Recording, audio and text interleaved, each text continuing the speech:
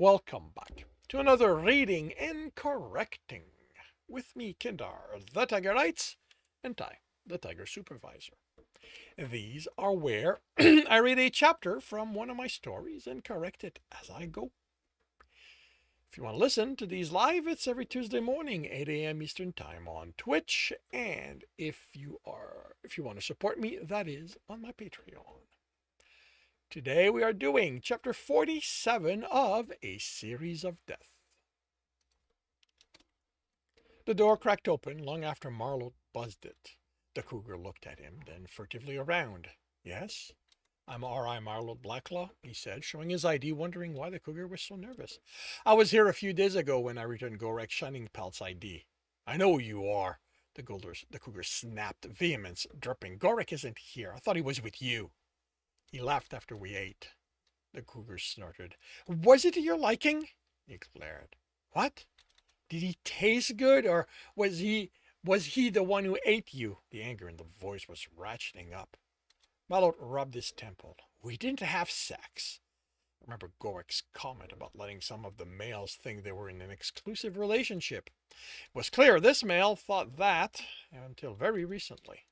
The cougar seemed surprised and was back to being suspicious. Right. He's still in that respecting you phase. Oh, we're used to it. It's going to be gone quickly enough. What was the cougar going on about? Can I come in? We need to talk.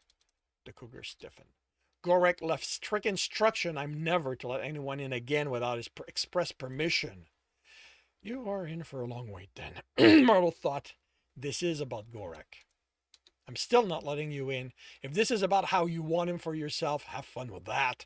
That male will tell you anything so long as Gorek's dead, Marlot stated. He understood the lion had lied to the cougar, but he wasn't here to be the one taking the screaming. He had questions, and he wasn't playing counselor to a heartbroken male while getting them. The cougar stared at him. He staggered back as if struck.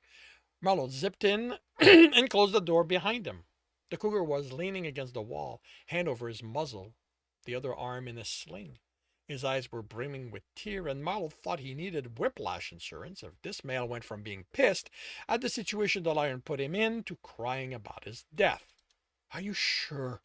The cougar asked, fear in his eyes. When I left him, the medical examiner was taking the body away. By now, I expect he's on a table being dissected to confirm how he died. So yes, I'm certain he's dead.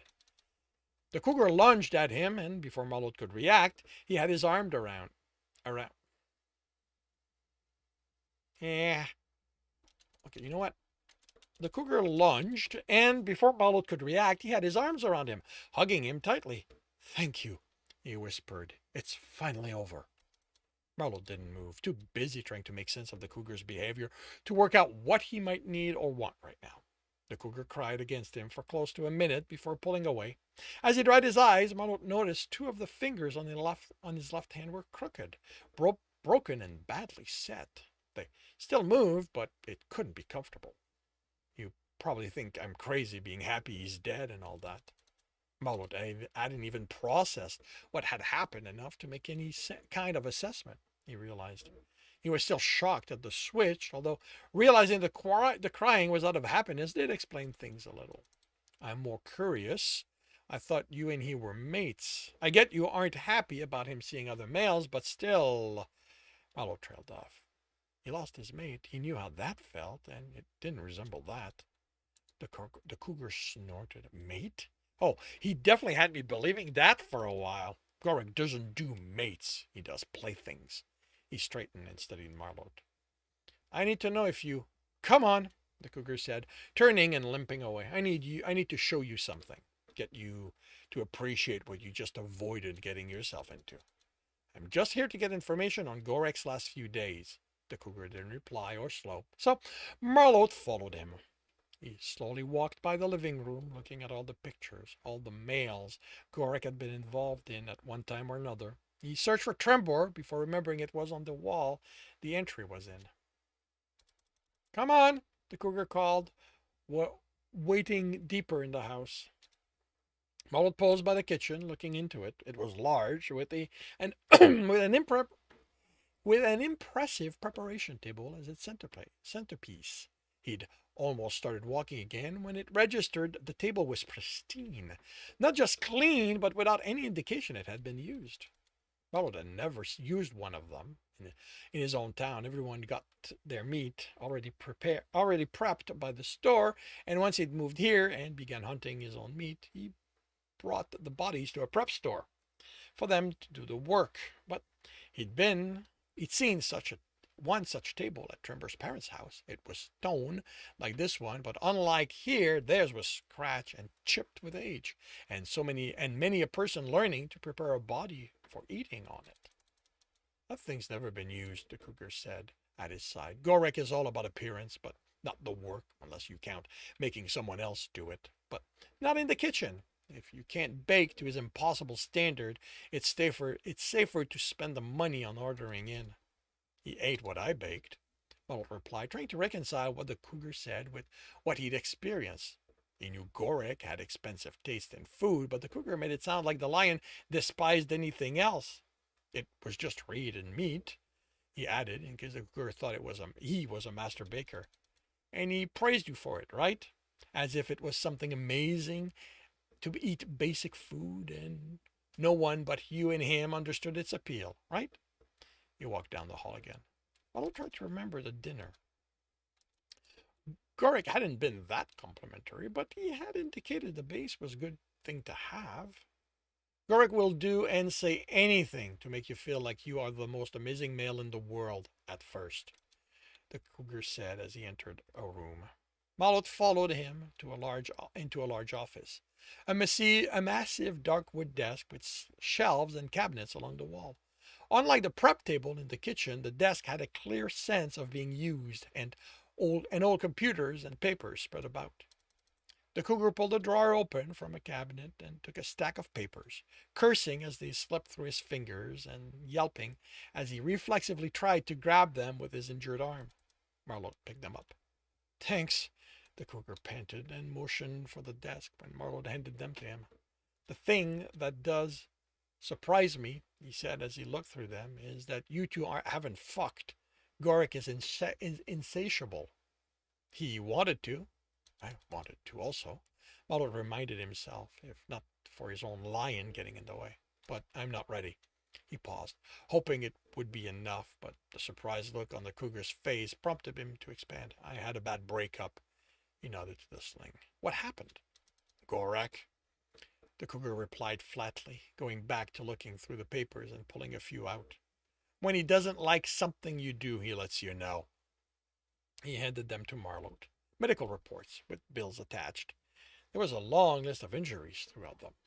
The cougar pointed to an entry.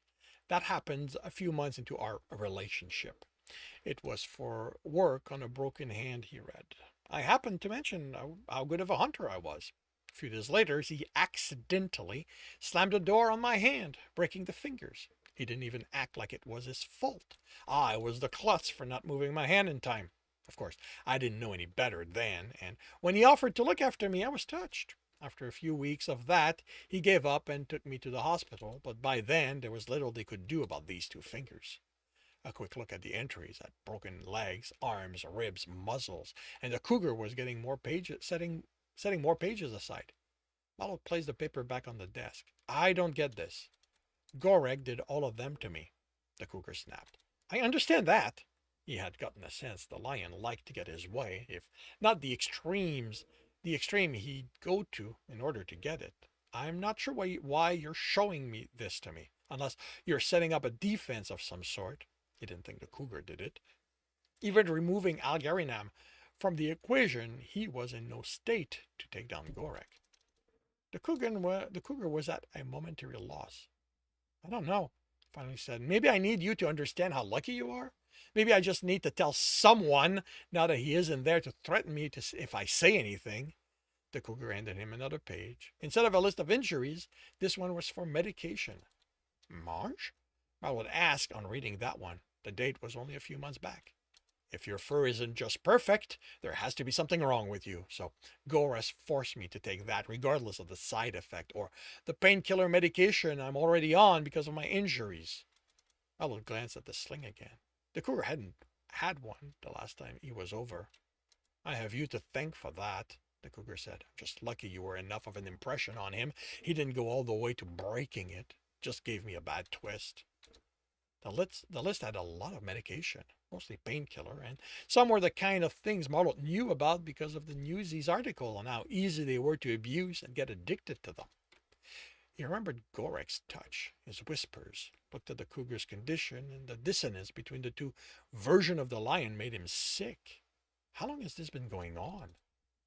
I've been with him for close to a year and a half now. Marlot stared at the cougar. Why did you stay? How could anyone have this happen to them and not run off if he wasn't going to rip the person doing it apart? Where the fuck was I gonna go? The lion indicated his leg, then the crooked finger. When I finally realized the kind of male he was, I could barely walk, let alone hunt. I've had this limp ever since. Anytime I showed a hint of thinking for myself, he broke something. What about your family? Couldn't they help? The cougar snorted. Them? They love Gorek more than me. He convinced them he was this perfect male taking care of their klutz of a son. If I told them anything of what that lion did to me, they'd never believe me, and then Gorek would punish me for talking. Maybe he should have waited to die so you could experience some of what he put me through. I didn't mean to. Fuck off. You see me and you think I'm this weak male unable to care for himself, for letting someone hurt me and not lashing out. I did lash out, and I was fucking punished for it. You have no idea who I used to be before Gorek turned me into this terrified mouse. The cougar sat and put his head in his hand. Marlot watched him, angry and still smelling afraid. The lion was dead, but the cougar didn't seem free.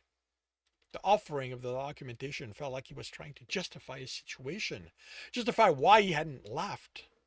Marlot wouldn't have been like the cougar. The moment Gorek had showed a hint of being violent, he'd have gutted him. The cougar chuckled. Do you know what he told me after you left? He motioned to the arm in the sling.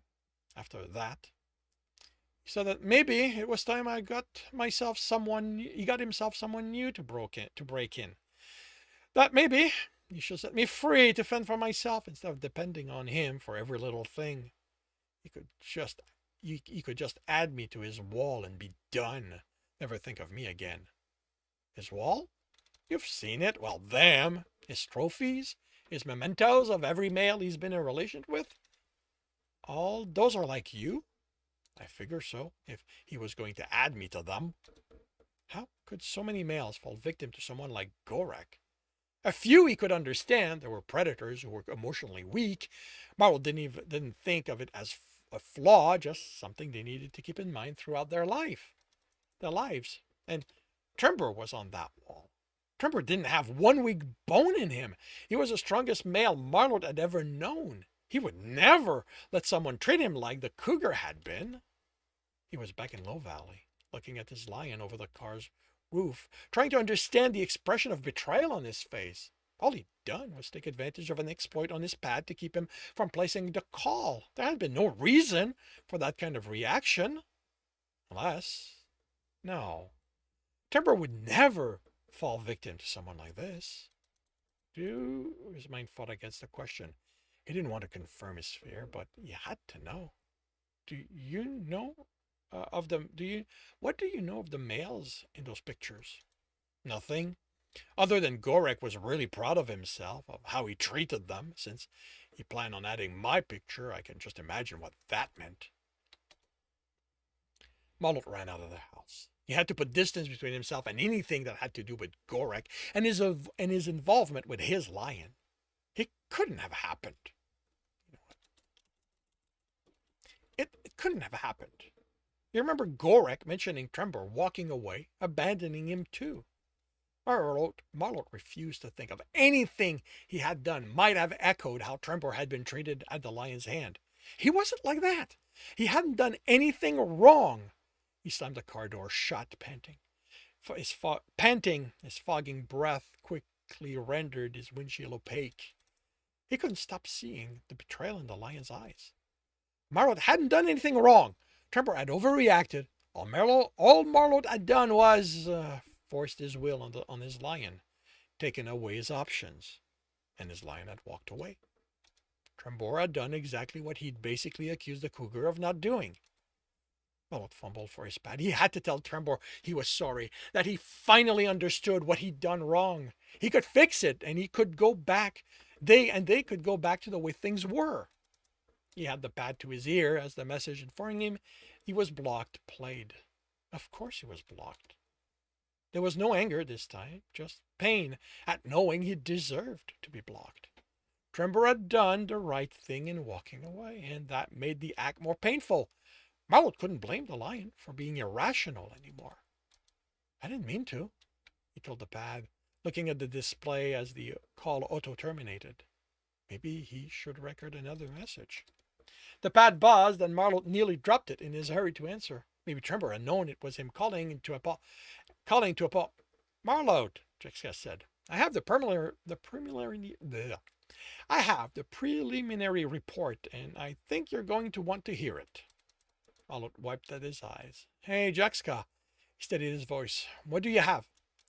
A level of violence I don't think I've ever seen before, the frog answered. And even you could tell he'd received a beating, but the precision of the blows, the damage that was visible once I shaved him. Marlot, this lion wasn't just killed, he was tortured. He was kept alive for hours as injury after injury were inflicted. And I don't think the lion ever even had a chance to fight back. Marlot found he was smiling. If Gorik had suffered, it was even better. A male like that had hurt his lion. A male that had hurt his lion deserved to pay for it with pain of his own. Gorik was lucky Algarinam had gotten to him first. Otherwise, Marlot would have seen to it the lion suffered more than whatever the hare had inflicted. Marlot? Jessica asked. Sorry. He had to fight down the violent fantasy. He had to focus on what Jessica told him. The reason for why or how Gorik died didn't matter. He had an unpaid body and he needed to investigate. He had a hunter he needed to stop. I was saying that I confirm that Offpal's body died in the same way. The break in his necks are close enough. I'm confident in saying they were broken by the same person. Marlot, it might be a little early to say this, but I think there's a hunter in the city. Marlot closed his eyes. No, it wasn't too soon at all. Have you told that to anyone else? No, it's your body, so I figure you should know. I've contacted my colleagues and had to have them do x-rays of the broken necks and send me the results. Once I've confirmed that this epidemic of broken necks has a common source, I'm going to make an official report and the other RIs will be informed. How long will it take them to have the results? A few hours at most. Okay. I'm going to go around and talk to the RIs who have those bodies, Marlot said, knowing he was lying and still surprised at the ease of it. They can call their examiners and then we can all get together, have one meeting instead of a bunch of calls that's going to delay everything.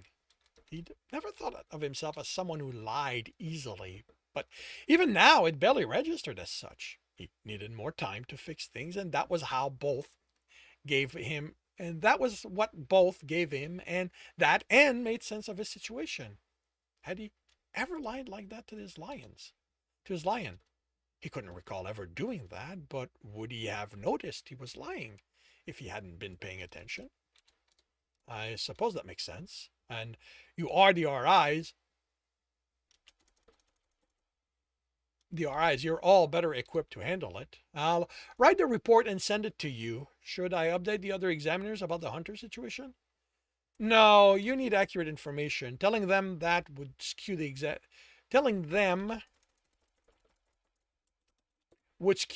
examination. Like you said, it's early. If they think there's a hunter out there, they'll send you the report that confirmed that. Maybe we're lucky and it's just a coincidence. All right. I should have that for you by the end of the day. Marlot disconnected. How much time had he gained? A day at the most. The lack of news about the hunter wouldn't surprise Jessica, but as the one writing the initial report, when no one contacted him for the information, extra details, and clarification, he'd start asking around. Okay. around and would find out Marlot had done nothing with about the information. Nothing with. Nothing with the information. Well, that he hadn't contacted the other RIs as he said he would. He planned on making good use of the information if it had anything relevant. If he didn't end this before Jexka started calling, just how much worse was he making things for himself? He was now withholding information. When the enforcers looked into the last few weeks, they'd have even more question for him. Would they consider him an accomplice? How pissed would Trembor be at him for this? He rubbed his face. I just wanted to show you I can do this the right way. He glared at his pad.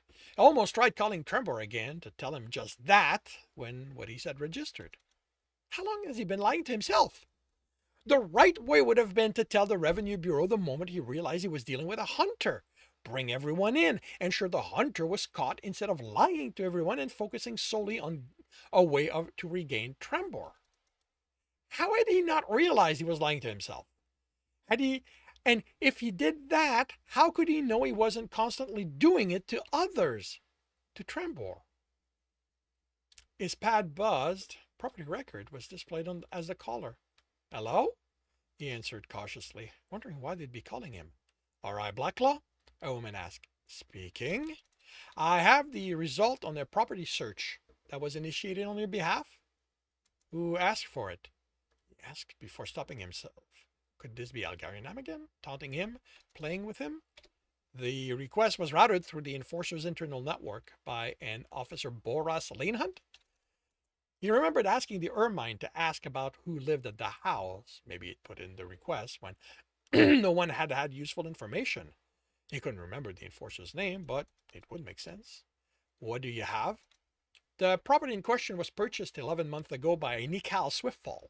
All property taxes are paid and the insurance on the house is up to date. Any information on the buyer? No, I'd have to do a deeper search for anything personal, and frankly, that isn't my department. The best I can do right now is give you the name of the bank that handled the mortgage. Marlot wrote that information as well. It might be useful. Then he ended the call. He looked at the information.